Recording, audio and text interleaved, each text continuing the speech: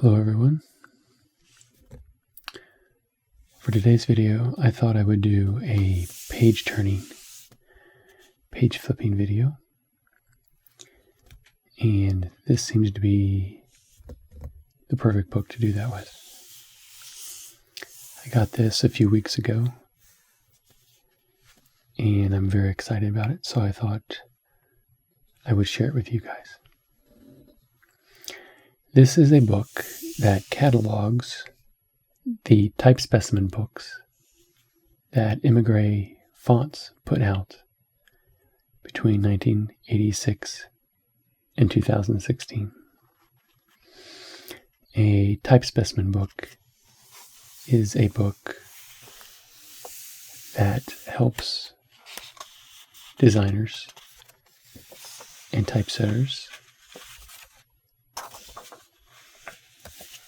know what a new font looks like in several different usages. It is a way for the font creator to show off the font in the best possible light. And it also can give designers ideas of some of the best ways to use that font. So they're usually, with Emigre, small little books, about this size actually, and they were mailed out to their mailing list back in the 80s and the 90s and early 2000s. And so you would get the new font catalog and then hopefully order the font to use in your projects. So I've talked about Emigre before. One of my other videos, I had a book that I went through that highlighted their 10th anniversary. So if you want to go back and see that video, I'll put a link to it in the description. So I won't go over a great deal about Emigre, other than to say they started out as a font design company in 1986, specifically on the Macintosh computer, back when it was first hitting the market in a serious way. So you see here the first heading is digital fonts, and that is how they got their start. You can see these fonts here are pixelated. There's no anti-aliasing or smoothing going on. This is the way the fonts would have looked on the screen. And back then, that's how they would have printed out on paper as well. So they started out with an interest in creating a font that looked good on the screen in several different sizes: 8-point, 10-point, and 14-point. And they also experimented with different widths. These are the same widths with different heights. These are the relative widths with different resolutions. So this first font was called Emperor 8, which meant this font looked best at 8-point. You had to buy a separate font for it to look good at 10-point, and another font for 14-point. They did not scale up and down like fonts do today, because they were based completely on the pixels that were on the screen.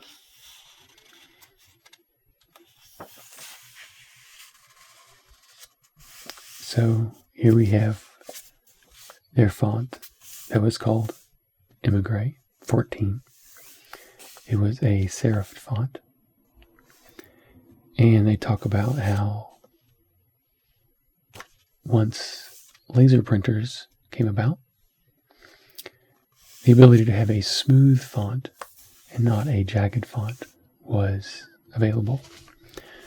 So they created the Matrix font, which is basically a smooth version of the Emigre font.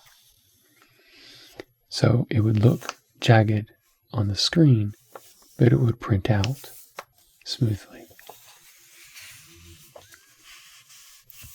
This is talking about the differences between those two fonts and what they did between the two versions. And here we have it in several different widths and weights, from bold to regular, extended, condensed.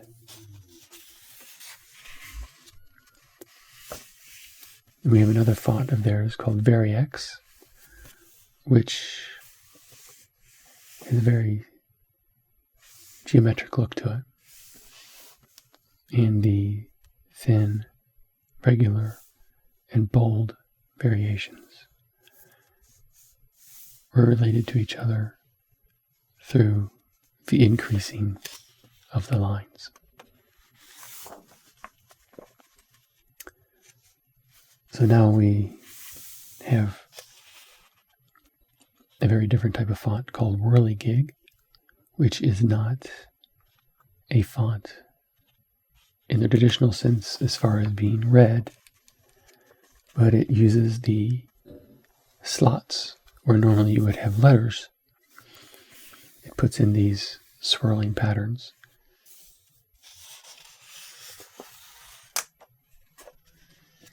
Which you can then alternate and create some repeating patterns by just typing different letters of the keyboard. Some of these look pretty incredible.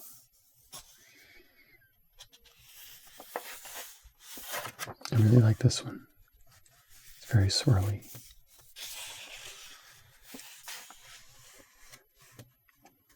And then we have probably my favorite font from them, and certainly as far as sales, it is a very, very popular font called Mrs. Eves.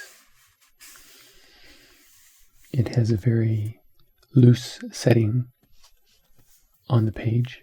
It is not very dense, but it also has a bit of an old-time feel. And it has a lot of warmth and character to it. So it is great for something that is a little formal, but at the same time relaxed and not as rigid as some of the other formal serif types.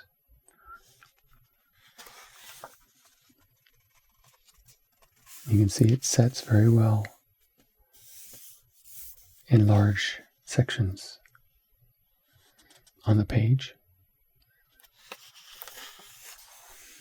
Later on in this book, you'll see a revised version of this,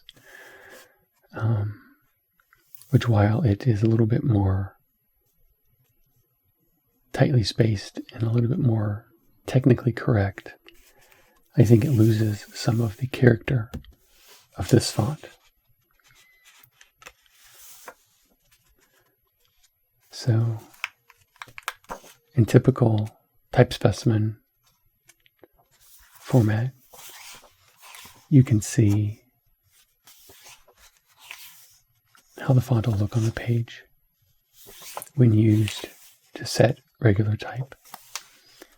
And then you can also see the full set of characters that are presented in each of the typefaces. So this would be the Roman, the italic, the bold, and then here is an example of ligatures. Ligatures are special ways in which two letters interact with each other when they are next to each other. So they can either overlap like this. They can have lines that connect them.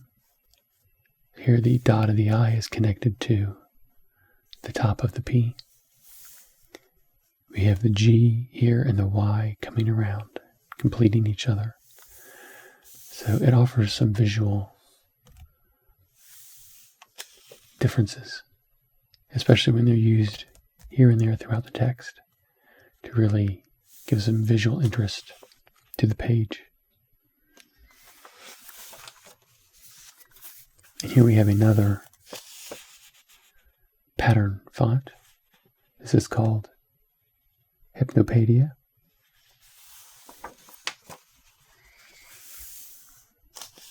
And these fonts, these patterns are made up of letters from their font catalog. So here we have the letter C. It is rotated around a center to create a pattern. And then that pattern is tiled. And it can be used with other patterns as well. So here we have a capital A, capital A, capital C, an E, a lowercase d, a lowercase g, and J, I believe that is. So you can see that taking letter forms in a font in a completely different direction and creating some beautiful patterns with them. I'm actually using this font in a project I'm working on right now.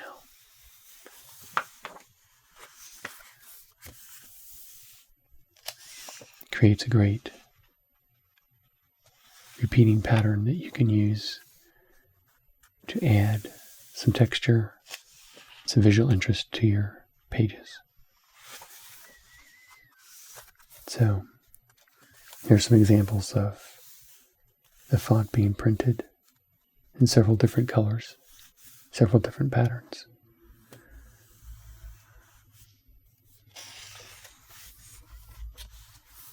I really like this one. It has almost a optical illusion look to it.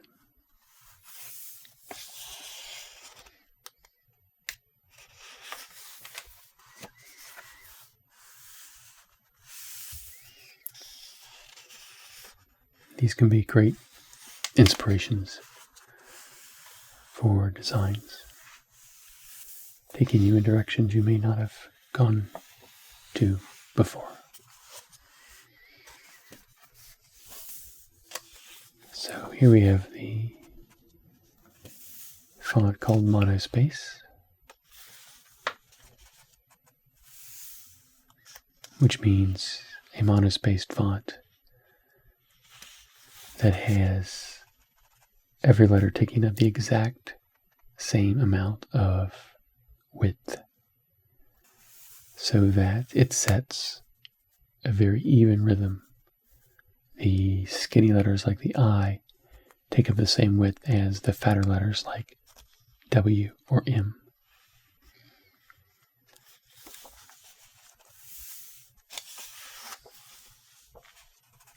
So here's some different data about how the different font weights set. Here is a font called the Apollo program. This is a very specialized font. It has a lot of very interesting and exciting features to it, but some of them you would not want to use to set large amounts of text. So you have the font called Blue Eyeshadow, Sublation Perma, Venus Dioxide Outline, Typhoid Mary 3D Light and Dark, and Jigsaw Drop Shadow. So here they show how those different fonts can be used together. So this font is much more of a display font, art type font, to be used very sparingly, but for some good funky effect. It's kind of hard to read sometimes, so legibility is not the main goal of something like this. It's almost closer to graffiti. So lots of crazy drawings. So here's the actual fonts themselves. This is the blue eyeshadow. You can see it's kind of a mishmash of several different fonts all put together. Sublation is okay. It has a neat kind of look to it. And these have little nodules and nodes sticking off of them. So, and then we have a font called Platelet, based on license plates, I believe. Someone saw. I think I've used this font a few times. This is a really big book, so I'm going to be kind of skipping through it. Not Caslon is a font that is kind of similar to the this other font we just passed, the blue eyeshadow, in that it's kind of a mixture of some script fonts and some serif fonts, and it's kind of like all been cut out, chopped up, and kind of pasted back together in a haphazard way. But it's a little bit more readable than the other one. But again, it's not something you would want to read a whole book made from. And it's kind of a sloppy handwriting kind of look to it. Certainly unique.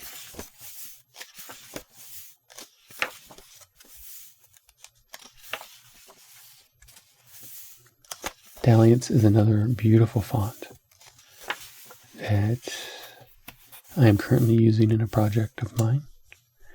It has a very flowing, fluid look to it, almost like script or handwriting, even in the regular text weight. Then there is an actual script version, but it has some very nice flourishes to it that help set it apart. It's a good mixture between a formal font, but yet has a little bit of character and informality to it.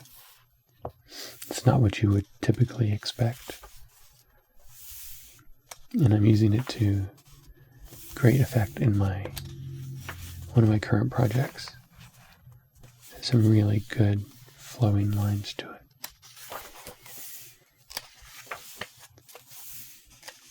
And it also has these flourishes that are included with the script as well.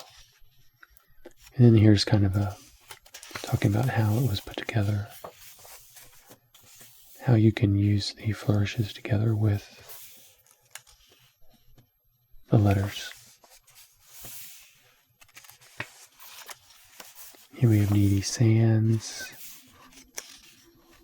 This is another interesting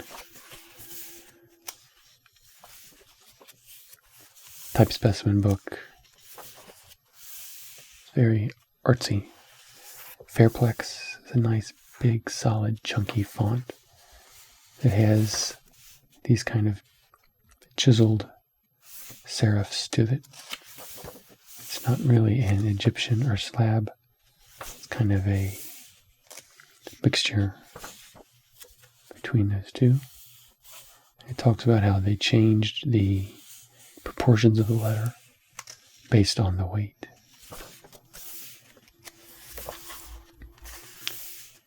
And here's a font called Tribute.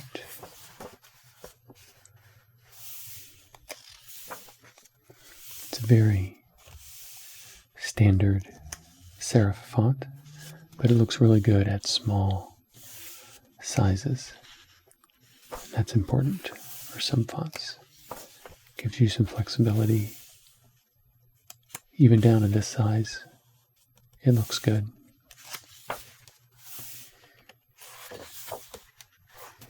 And these fonts here are just icons of different household items and tools. And then we have another patterned font. This is called Puzzler. And these have like halftone screens and floral designs that can be mixed and matched to create some interesting patterns in your design. I haven't used these before.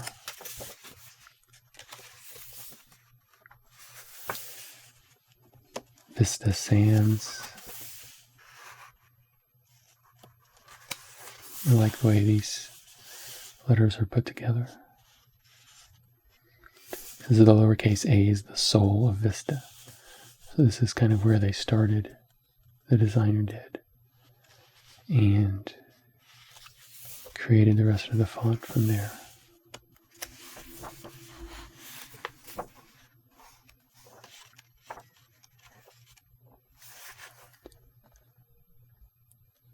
Malaga. It's another nice chunky font.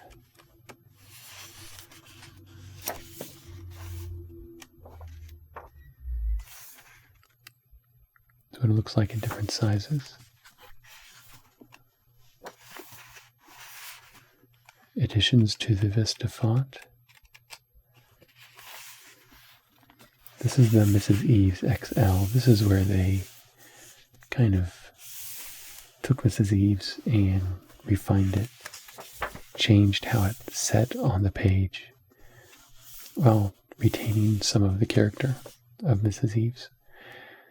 It's okay, but I have a soft spot in my heart for the original.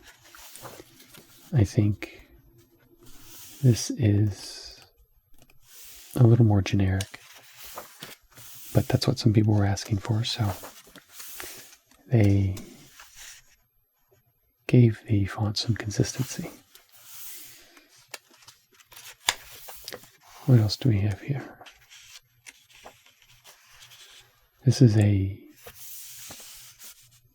type specimen book that includes several different fonts from Emigre. It's not focusing on any one specific one.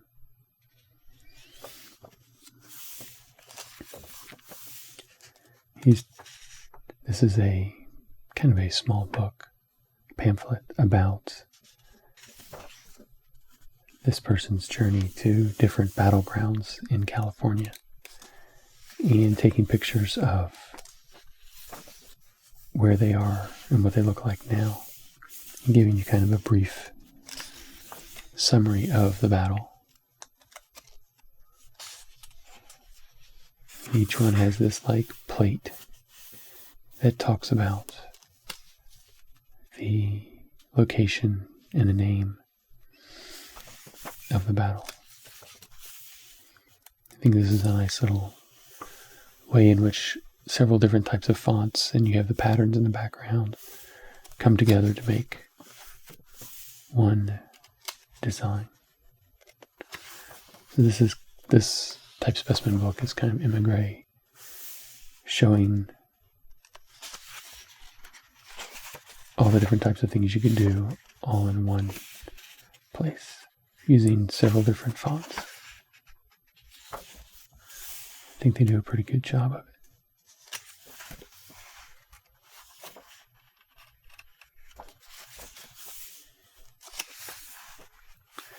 Then we have Mr. Eves, which is a sans serif font that was made to complement Mrs. Eves.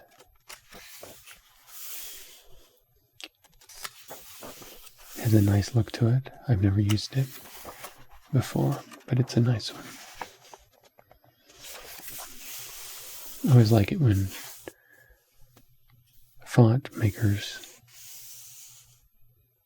lay out their favorite words using the font, or the words that look best or look really neat in the font. Something like that.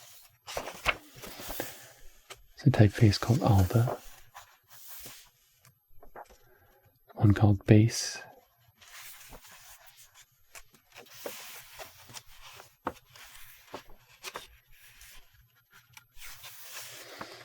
Another general type specimen using several different fonts. Each story is set in a different font and given a different type of design. This one is about somebody's record collection, vinyl collection, as well as CDs. So here they just have a list of all the different albums that this person owns, where they were created at.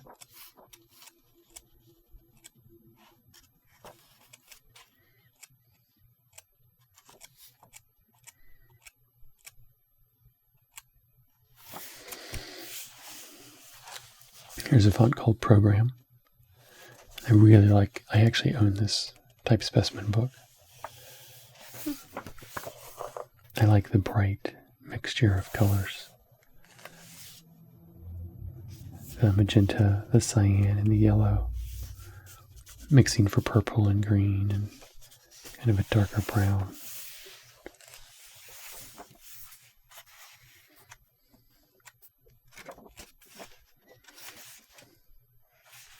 I have several posters from Emigre as well.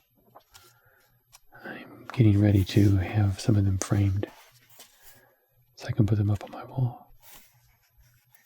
So here's another type sampler. So I wanted to show you this book, which I enjoy a great deal.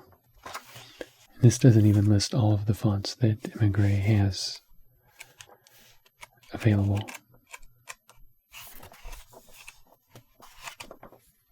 So,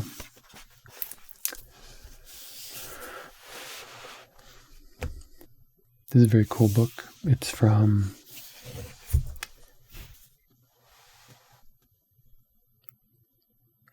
Ginkgo Press.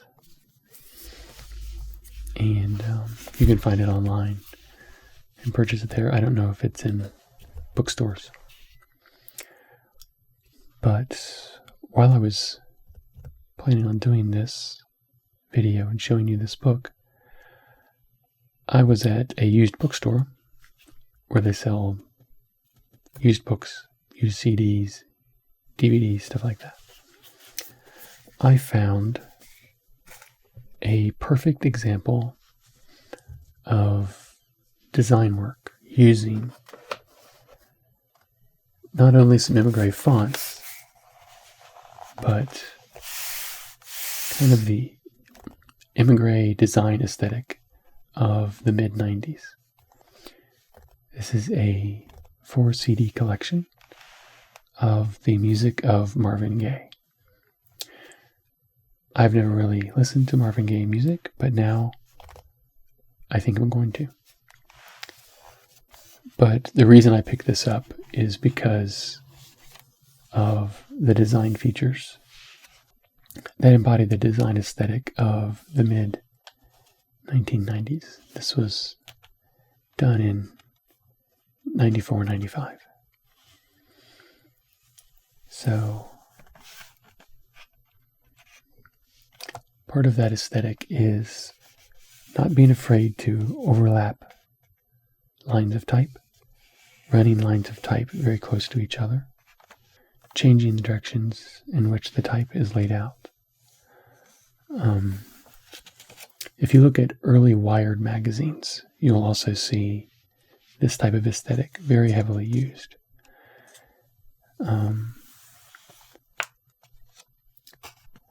See, these shapes are put right up close to each other, grouped together as one object. Here we have type used as a pattern, some of it faded in the background, some of it closer, some of it almost blending into the background in the same color. Another aspect of this aesthetic is that while legibility is taken into consideration, it is not the only thing that's taken into consideration when laying out a page. You want it to be readable, but at the same time you also want to get across a feel and a look on the page. So grids are broken, paragraphs are offset, lines are drawn extremely close and overlapping and cutting through other shapes. So it can often be a little confusing as to how the page is put together, but at the same time it has a tremendous amount of energy.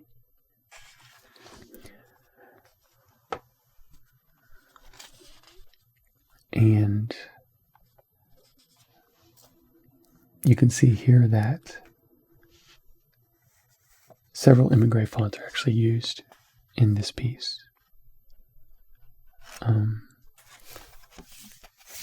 This font here is not an Emigre font from what I can tell for the big headlines, but this text here and this here is 3 different Emigre fonts that have been used.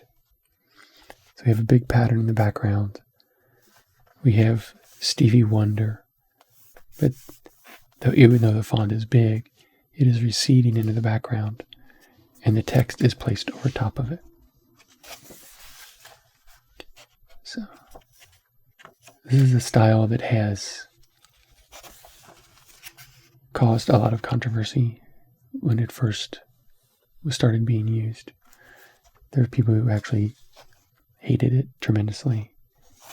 Wired magazine was constantly being criticized for the way in which it laid out its magazine. But as someone who was just getting started in design, I found it very refreshing, and I have incorporated some aspects of this design aesthetic into what I do. I haven't been able to get completely crazy with it, but I do enjoy. They were doing rounded edges and rounded rectangles before anyone was doing them on websites. So I wanted to show you this as kind of an example of